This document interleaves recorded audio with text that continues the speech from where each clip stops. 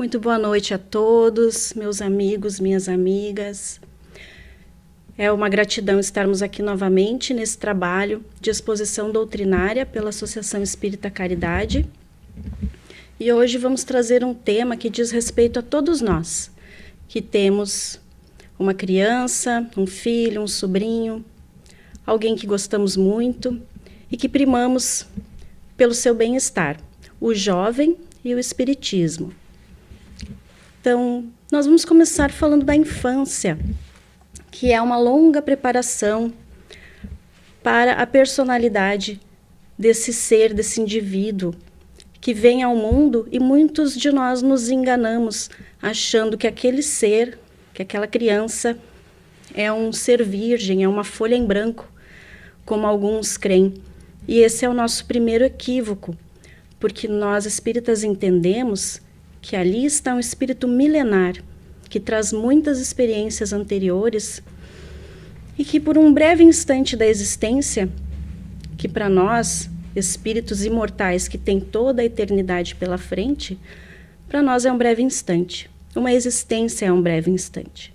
Então, para nós, esse breve instante, ele passa desapercebido, porque nós não observamos aquelas tendências que se apresentam e nós, por vezes, perdemos a oportunidade de modelar o caráter daquele indivíduo que está ali, achando que não podemos impor certas coisas, que devemos deixar que ele faça suas próprias escolhas na madureza, quando se trata da doutrina do Cristo. Nós, como pais, pensamos sempre, queremos sempre o melhor para os nossos filhos. Não só como pais, mas todo aquele no papel de pais. O tutor, um tio, ou qualquer pessoa que seja responsável. Queremos sempre o melhor. Então, nos preocupamos com a educação, com as melhores escolas, com a alimentação, com a saúde. Levamos ao médico, cuidamos como está indo a saúde. E achamos, por vezes, que não é tão fundamental levarmos a criança a uma evangelização ou a ter essa doutrina já desde o início da sua encarnação, da sua reencarnação. Sendo que quando o espírito ainda está dentro desse véu de inocência que é a infância, é quando mais nós conseguimos introjetar hábitos novos, mais higiênicos, melhores tendências, é quando melhor nós conseguimos orientar. Então vejamos, uma criança, nas suas primeiras fases, ela é muito inocente, ela não tem maldade, ela tem uma pureza que é característica da idade. Porém, mais tarde, na adolescência, no início da puberdade, vão começar a aparecer os traços da real personalidade que esse espírito traz, lá das suas vivências anteriores. Nós temos a pergunta 385 do Livro dos Espíritos, que diz assim: qual o motivo da mudança que se opera no seu caráter a uma certa idade, e particularmente ao sair da adolescência? A resposta dos espíritos: é o espírito que retoma a sua natureza e se mostra tal qual era. Então, nós não conhecemos os mistérios que traz uma criança. Quando nós geramos uma criança, não sabemos que espírito que está vindo ali. Todos eles vão vir puros, inocentes, indefesos, para que nós possamos amá-lo com toda a nossa força. Porém, lá na adolescência, ele vai começar a despertar a sua verdadeira personalidade. E aí vai ficando cada vez mais difícil de nós conseguirmos orientar essas crianças, porque eles já não aceitam mais, sem pensar, tudo que nós impomos. Nós já vamos ter que argumentar, conversar, eles já não vão nos idolatrar da mesma forma, eles já vão enxergar os nossos defeitos. E aí vai ficar um pouco mais difícil de nós acessarmos as suas cabecinhas para poder lhes dar essa boa orientação. Quando nós levamos uma criança para vacinar, nós não perguntamos se é bom, se quando ele crescer ele vai aceitar os medicamentos. De repente ele vai crescer e um adulto ele vai querer seguir a homeopatia, a fitoterapia. Porém, quando é criança, nós vamos lá e vacinamos. Então, nós temos que saber se a doutrina espírita é bom para nós, é boa para nós. Se nós acreditamos realmente nisso, nós temos que levar as nossas crianças para a evangelização. Sendo que a evangelização, ela vai ter que ser atraente para os jovens. Porque os pequenininhos, eles são muito dóceis, eles adoram, eles pedem para frequentar. Porém, sempre tem um membro da família que diz: você não deveria levar, você deveria deixar que ele escolhesse mais tarde. Sempre vai ter alguém que vai criticar, que vai tentar nos dissuadir. Porém, nós temos que ter essa convicção de que isso é bom para os nossos filhos e que essa sementinha, uma vez plantada, ela vai possibilitar, mesmo que depois que ele cresça, que ele fique moço, que ele não queira mais, ele vai ter essa base estruturada para poder fazer as melhores escolhas lá na frente na sua vida. Pestalozzi, o mestre de Kardec, ele pregava a educação integral do homem, coração, mente e mãos, ou seja, a inteligência, o raciocínio, os sentimentos, o coração, e as obras, as mãos. Então, nós, na doutrina espírita, a doutrina espírita nos dá as ferramentas para que nós possamos ter essa compreensão dos nossos reais desafios, para que nós possamos compreender, nos autoconhecer e lidar melhor com todos os conflitos que cercam principalmente os jovens, porque eles vivem uma série de emoções conflitantes na fase em que se encontram, onde começam a despertar sentimentos que eles não conheciam antes, onde as emoções são muito exageradas, eles variam muito os sentimentos, eles estão muito eufóricos, daqui a pouco eles estão muito tristes, e por vezes esses jovens não se sentem confortáveis para conversar sobre todos os assuntos com seus pais. E os jovens precisam conversar. Eles sentem muita necessidade de conversar, de se aconselhar. E quando nós não nos abrimos, não nos colocamos à disposição deles, eles vão conversar com os amigos na rua. E nós não teremos controle sobre os conselhos, as orientações que eles receberão.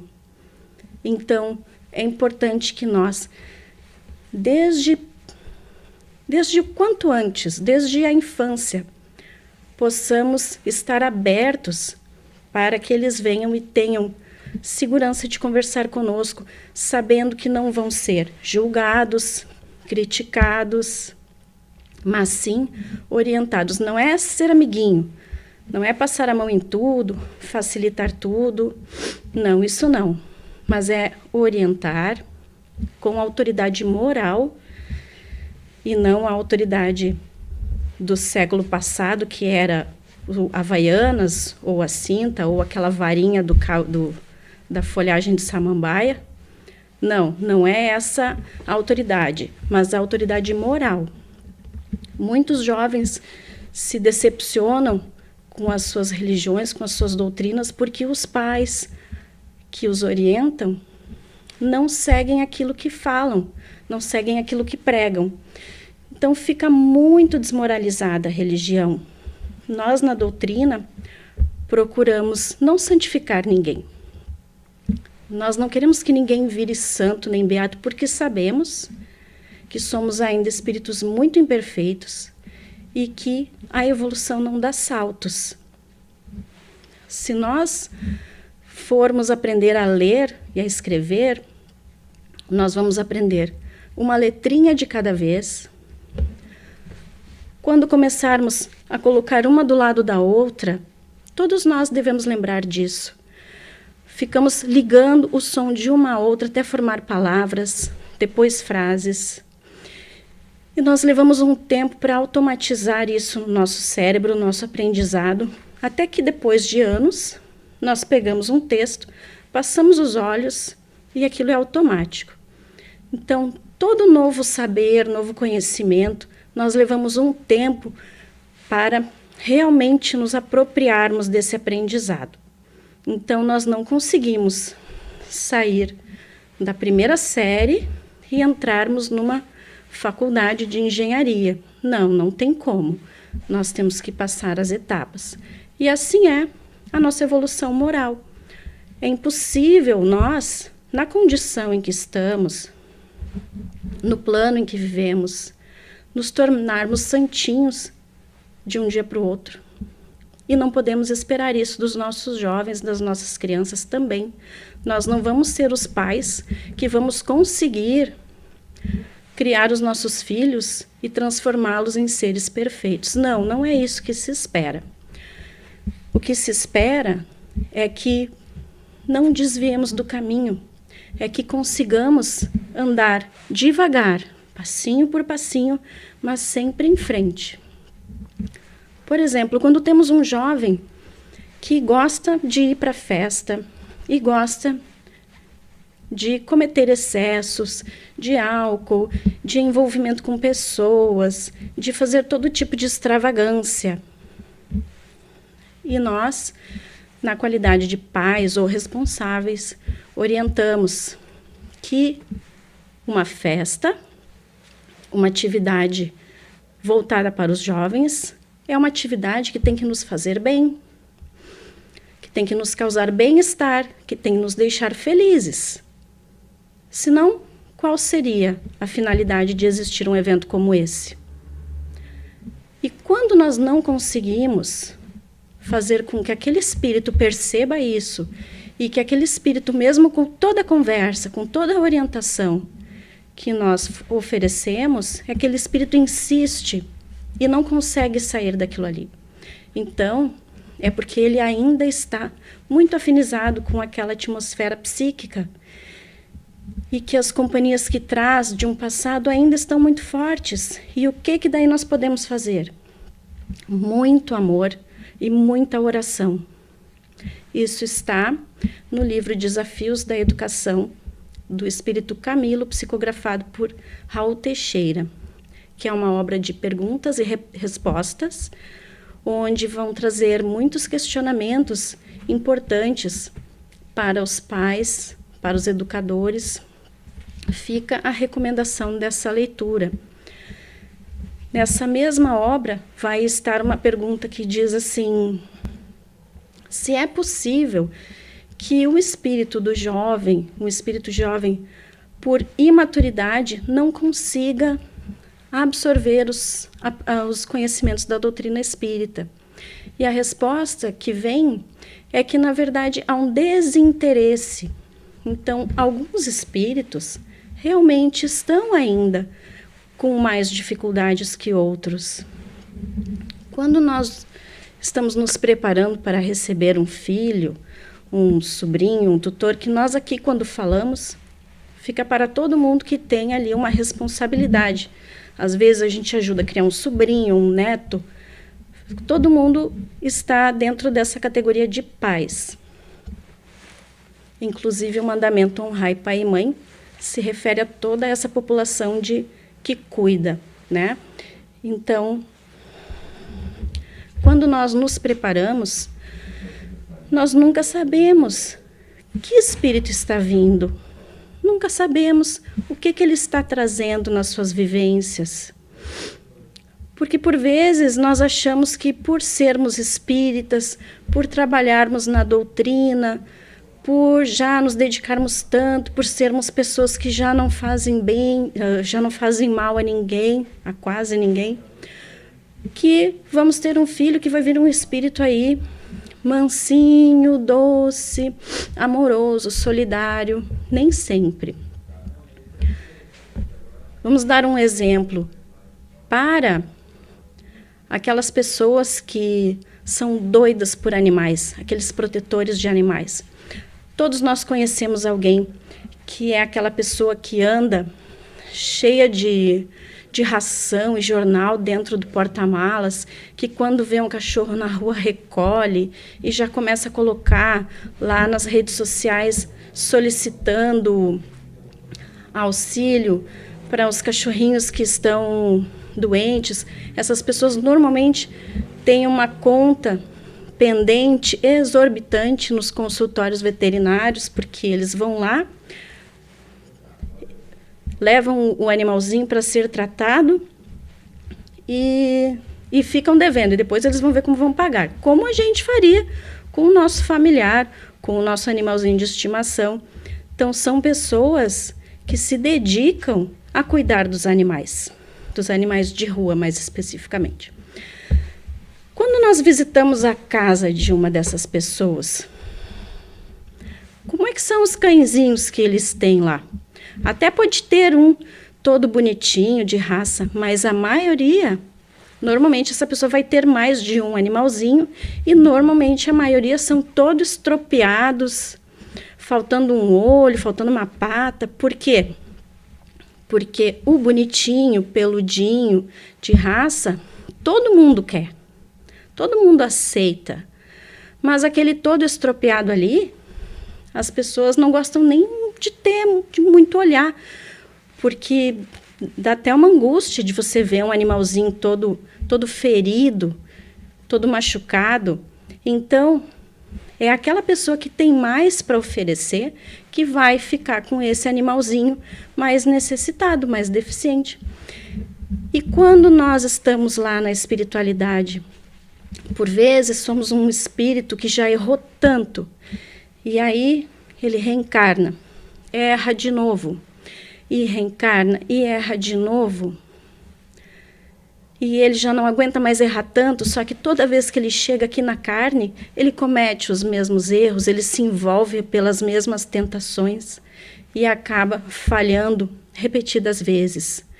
Em determinado momento, ele pede por pais bons, esclarecidos, que o acolham para que ele se beneficie da sua boa orientação, dos seus bons conselhos. E quando são pedidos para esses pais bons, né, mais esclarecidos, um pouquinho mais à frente na nossa cadeia evolutiva, eles aceitam, porque eles são já muito mais generosos do que a maioria de nós. Então, por vezes, aquele casal todo bonzinho, todo generoso, que ajuda todo mundo, que não faz mal a ninguém, por vezes ele tem um filho que todos chamam de ovelha negra. E as pessoas dizem, coitados, por que eles foram ter um filho que dá tanto transtorno, tanta perturbação? É porque aquele ali está enfermo, mais enfermo. Porque todos nós somos enfermos em determinado grau.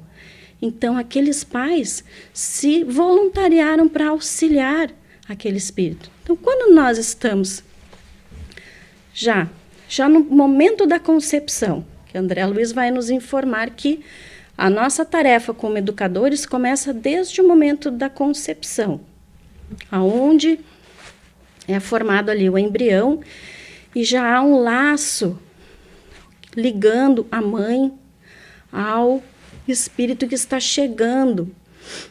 E já começam a ocorrer trocas fluídicas, trocas de vibrações. E, por vezes, ali já podem se formar animosidades, problemas.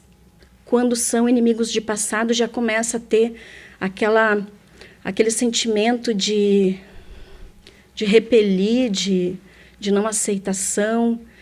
E isso já pode causar certas neuroses. Por isso é muito importante que já desde o início da gravidez, assim que ela for detectada, que nós comecemos a trabalhar essas vibrações de amor, essas vibrações de aceitação, de nos harmonizarmos. É importante o casal estar harmonizado para que já desde o início nós consigamos remodelar toda essa atmosfera. E se ali está um inimigo de passado, um desafeto, esse é o momento ideal de nos harmonizarmos e sublimar todos esses sentimentos em um amor, porque não há sentimento mais forte que um amor de mãe e filho.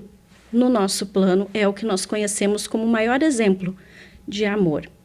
Então, desde a gravidez, hoje nós vemos assim muitos pais que conversam com a barriga, que cantam músicas, e alguns dizem que isso é bobagem. Não é bobagem, isso é o laço de amor se fomentando, se fortalecendo, e essa criança já vai nascer numa condição de muito carinho, de muito amor, e deve ser orientado desde muito cedo, deve-se cultivar a prece, o evangelho no lar desde muito cedo, e observarmos as tendências, porque a criança, ela vem nesse véu de esquecimento, nessa inocência, nessa pureza, mas alguma tendência ela já demonstra.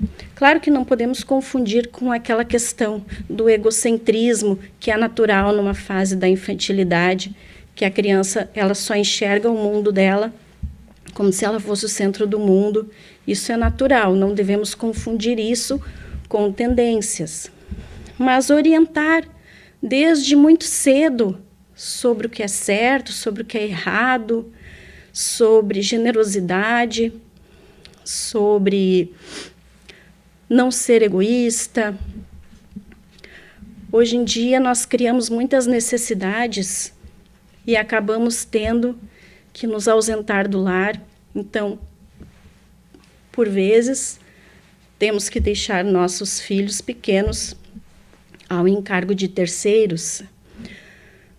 Porém, é importante, Joana de Ângeles nos diz,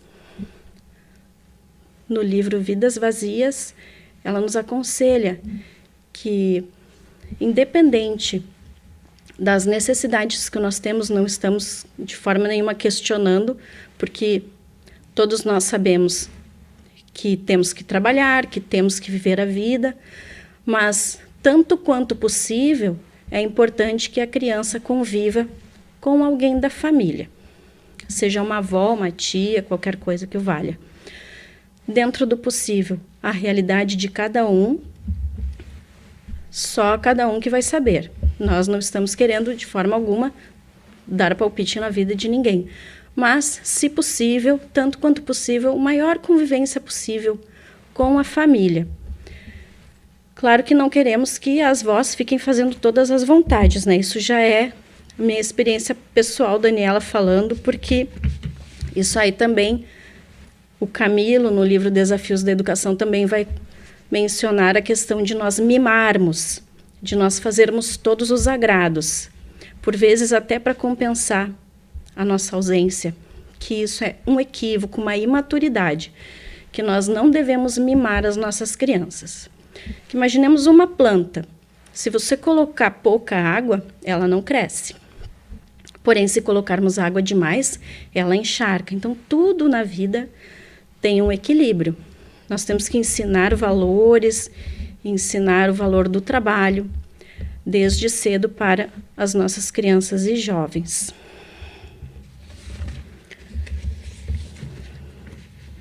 Nós vamos trazer aqui uma mensagem aos jovens que está no livro Conduta Espírita, psicografado por Chico Xavier, ditado pelo Espírito André Luiz. E aí ele vai dizer assim, vai dar algumas diretrizes aos jovens, né? A primeira delas, moderar as manifestações de excessivo entusiasmo, exercitando-se na ponderação quanto às lutas de cada dia, sem, contudo, deixar-se intoxicar pela circunspecção sistemática ou pela sombra do pessimismo. O culto da temperança afasta o desequilíbrio. Ou seja, os jovens eles vão do 0 ao 1000 em poucos segundos. Então, ou eles se entusiasmam demais, ou eles se deprimem com uma grande velocidade. Então, aqui o Espírito André Luiz está pedindo o equilíbrio, a ponderação em todas as situações que os nossos jovens e também nós, adultos, todos nós, que pensemos bem nas nossas atitudes, filtremos os nossos sentimentos, porque por vezes nós estamos dando um valor exagerado a determinada situação ou acontecimento, e isso nos gera muitas angústias.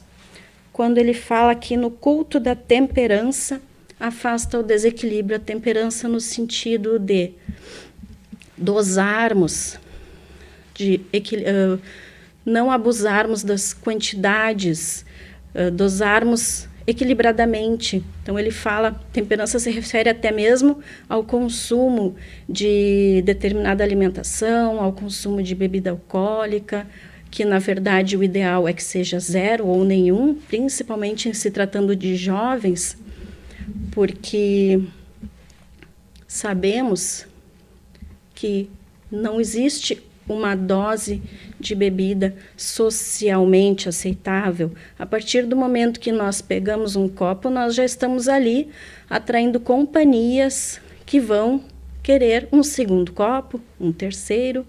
Então, a partir do momento que nós abrimos a porta, nós estamos fragilizados. Então, o importante é que nós não entremos por esse caminho, porque ainda mais quando se trata de jovem, que eles são tão frágeis e presas muito fáceis para as trevas, para os espíritos que procuram o nosso mal. Anotar a extensão das suas forças, consultando sempre os corações mais amadurecidos no aprendizado terrestre, sobre as diretrizes e os passos fundamentais da própria existência, prevenindo-se contra prováveis desvios. Em vigilância conservada, desastre certo. Então, mediante cada decisão, mediante cada passo da sua vida, é importante que o jovem leve em consideração a opinião de alguém mais experiente.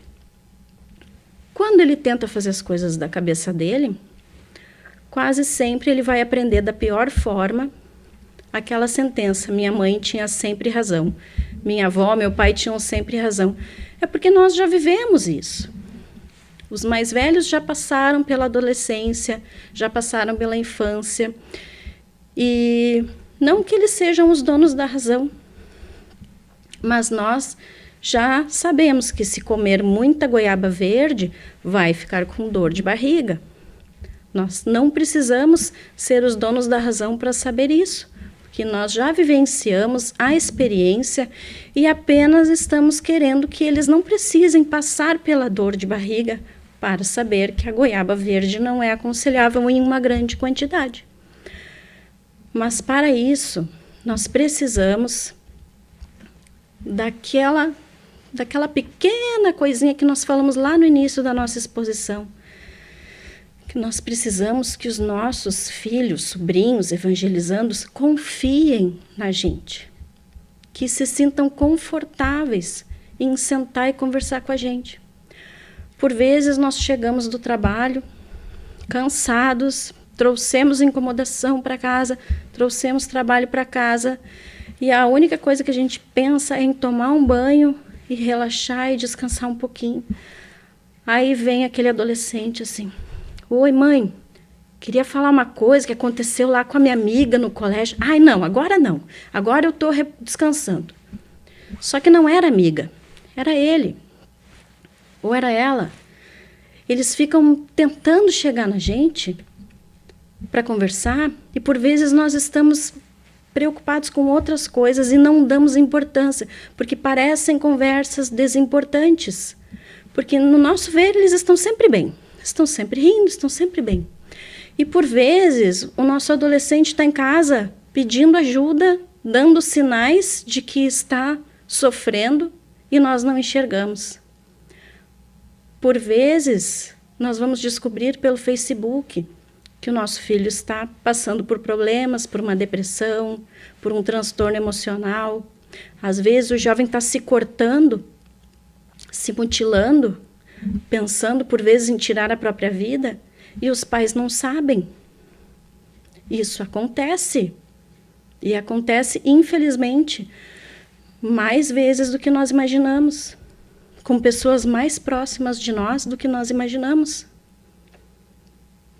E isso é muito importante, que nós sejamos confiáveis, receptivos para os nossos filhos. Nós passamos muito tempo vivendo automaticamente. Trabalho, casa, estudo, ganha aumento, promoção, mais trabalho, estudo. O filho está com a nota boa, está tudo bem. O filho está bem de saúde, está tudo bem. O filho foi no dentista, está tudo bem. Mas aquilo está tudo no automático. Enquanto o filho está lá no computador, no videogame, está tudo certo. E agora? Agora nós estamos todos passando por uma situação em que é o momento de nós ficarmos em casa e é o momento de nós olharmos um para o outro e nos reconectarmos com essas pessoas que são a nossa família.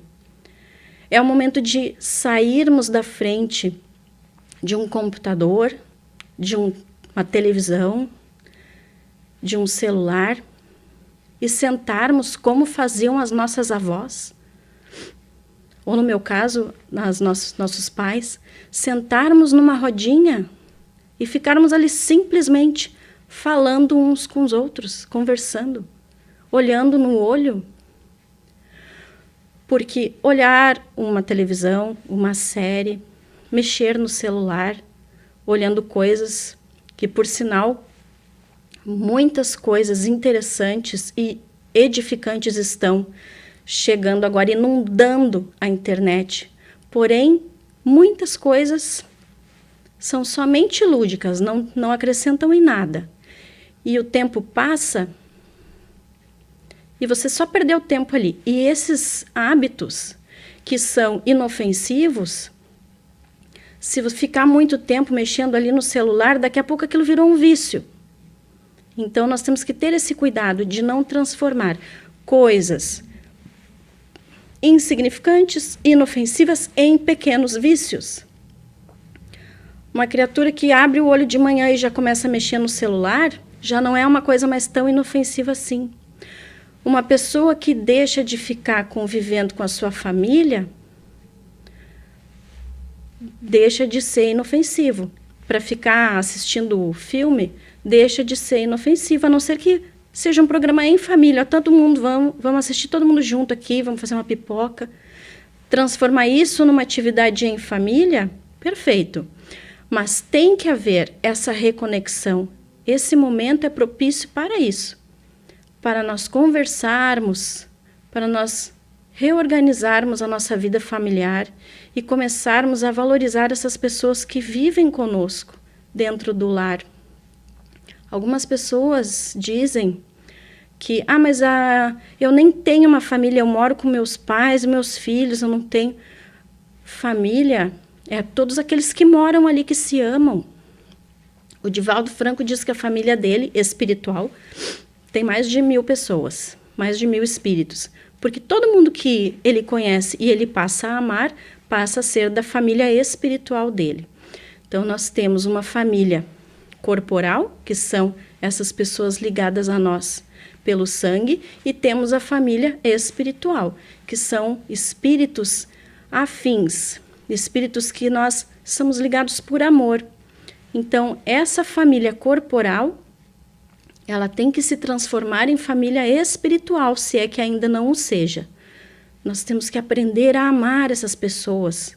Se essas pessoas têm comportamentos que ainda não fecham com os nossos anseios, nós temos que aprender a sublimar esses sentimentos, aprender a entender que somos todos espíritos imperfeitos e que nós temos que aprender a aceitar.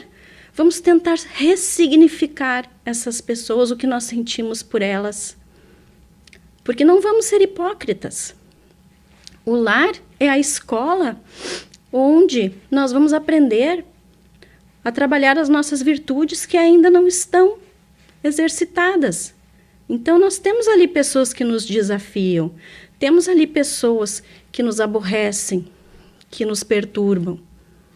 Por mais que nós estejamos acostumados a conviver e que já aceitamos, vamos tentar ir um pouco além. Vamos sentir prazer na companhia dessas pessoas, mais prazer. Nós temos que ter mais prazer em estarmos sentados numa rodinha com a nossa família, num sofá, do que mexendo num celular, olhando a vida dos outros. Porque o aparelho celular, a rede social, ela é neutra, né? Sabemos disso. As pessoas alimentam com o que quiserem e nós escolhemos assistir o que quisermos. Então, nunca houve tanto material maravilhoso e educativo e edificante na internet como agora. Lives de todo tipo de assunto, lives da doutrina espírita, direcionadas aos jovens, direcionadas a todas as pessoas, aos evangelizadores. Temos cursos que estão sendo gratuitos, mas será que são esses cursos que os nossos jovens estão perdendo horas fazendo? Porque nós cuidamos tanto a segurança dos nossos filhos, nós moramos numa casa com segurança, cuidamos ali a fechadura, cuidamos ali se o portão está bem fechado, cuidamos tanto para eles ficarem bem seguros. Só que, e o que eles estão vendo através da internet? Nós não temos essa segurança. E nós podemos estar pecando aí. O que nossos jovens estão alimentando as suas mentes, os seus sentimentos? O que está acontecendo quando eles estão ali horas olhando para um computador, para um celular? Então, isso tudo nós temos que observar.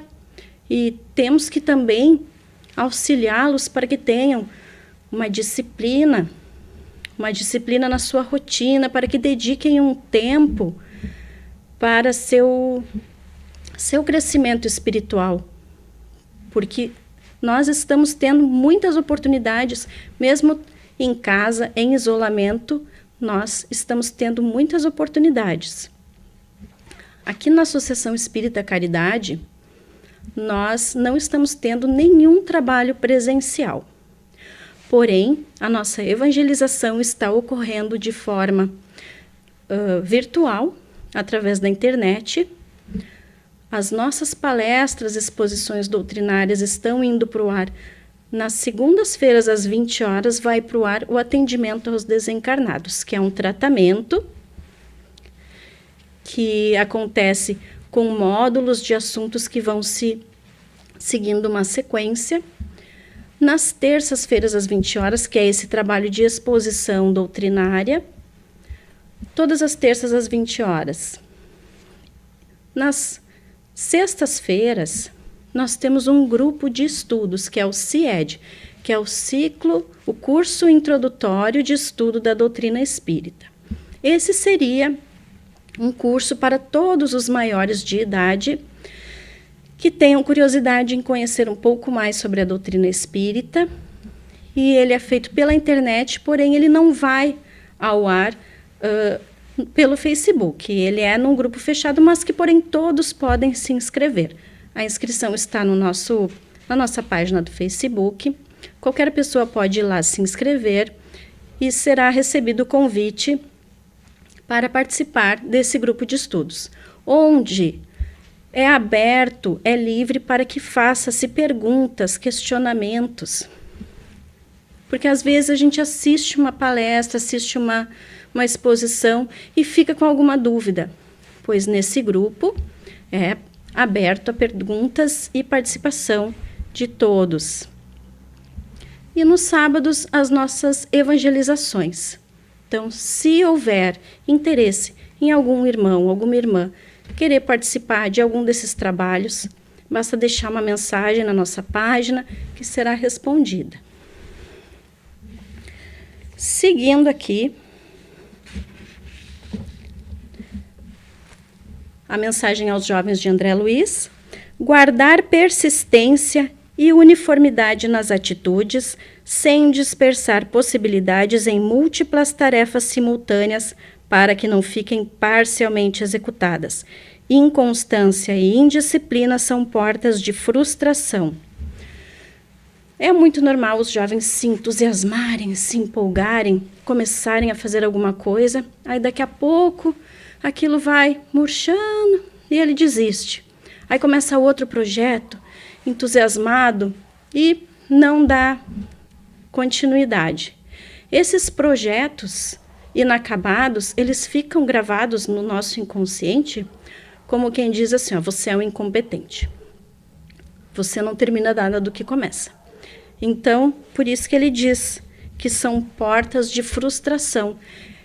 E é parte do nosso aprendizado na questão da disciplina, porque nós somos espíritos muito indisciplinados.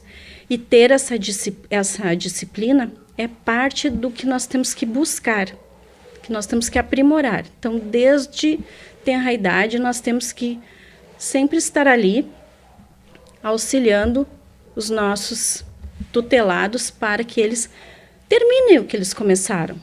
Mesmo que não tenha a mesma empolgação, mas que isso faz parte do crescimento, do amadurecimento deles. Abster-se no mergulho inconsciente nas atividades de caráter festivo, evitando outrossim o egoísmo doméstico que inspire a deserção do trabalho de ordem geral. Ou seja, minha mãe me dizia, primeiro o dever, depois o prazer. Então, eu desde cedo criei essa disciplina de fazer primeiro e me livrar, né? Era esse o meu sentimento. Vou fazer logo para me ver livre. E para mim sempre foi muito tranquilo isso. Então, quando eu vejo as minhas filhas que não têm esse mesmo comportamento, eu não consigo compreender muito bem, porque quando você tem uma pendência, aquilo fica ali, martelando. Então, para mim é muito natural a pessoa cumprir as suas obrigações. E nós temos que tentar passar isso para os nossos jovens, para que eles não deixem de cumprir as suas obrigações, as suas participações nos trabalhos domésticos, ou seja qual for a tarefa que nós designarmos para eles, porque alguma contribuição eles têm que participar. Isso também é parte do crescimento da lei do trabalho. A imprudência constrói o desajuste cria o extremismo e o extremismo gera a perturbação. Então, a imprudência, quando eles não pensam nos atos que vão fazer, fazem coisas sem pensar, acabam criando desajustes, e quando esses desajustes se tornam muito frequentes, acabam se tornando pessoas desequilibradas, perturbadas. Então, nós temos que cuidar para que toda má conduta seja arestada o quanto antes. Apagar intenções estranhas aos deveres de humanidade e ao aperfeiçoamento moral de si mesmo. A insinceridade ilude primeiramente aquele que a promove. Ou seja, por vezes nós vamos fazer uma coisa que parece o certo, e realmente seria o certo, não fosse a intenção escondida. Por exemplo, se eu estou na escola, porque nós estamos falando sobre jovens, então vamos levar o nosso exemplo para a realidade deles. O jovem está na escola, aí tem um coleguinha que está copiando a resposta do outro. Eu não vou muito com a lata daquele coleguinha. E aí eu vou lá e entrego ele para o professor. Porque esse é o certo. Copiar a resposta não está correto. Então, eu vou fazer um ato correto de avisar ao professor. Porque a explicação que eu vou dar, estou contando porque eu quero que ele seja um bom estudante, que ele procure a própria resposta. Mas a minha intenção realmente não era essa. A minha intenção era ver o circo pegar fogo. Então, essas intenções, nós temos que olhar bem certinho o que nós estamos realmente pensando. Se estamos com a intenção do bem comum, com uma intenção nobre, ok. Mas temos que ter a coragem de olhar para dentro de nós e percebermos se estamos sendo egoístas, orgulhosos, vaidosos, maledicentes, porque nós temos tudo isso dentro de nós e não podemos tentarmos nos iludir. Aqui ele complementa que a insinceridade ilude primeiramente aquele que a promove, então não vamos nos iludir.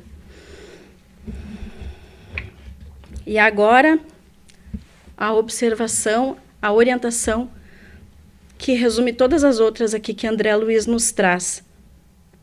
Buscar infatigavelmente, ou seja, incansavelmente, sem nunca esmorecer. Vamos buscar sempre, o tempo todo, equilíbrio e discernimento na sublimação das próprias tendências. Isso é para qualquer pessoa que habite o nosso planeta, não só para os jovens, mas aqui André Luiz se direciona aos jovens. Consolidando maturidade e observação no veículo físico desde os primeiros dias da mocidade, com vistas à vida perene da alma. Ou seja, nós não estamos aprendendo, orientando nossos filhos, nossos tutelados, para essa encarnação, para essa vida. Aplaudimos e louvamos aqueles que procuram fazer com que seus filhos tenham um bom estudo, uma vida estabilizada, confortável nessa encarnação, que todo pai deseja isso.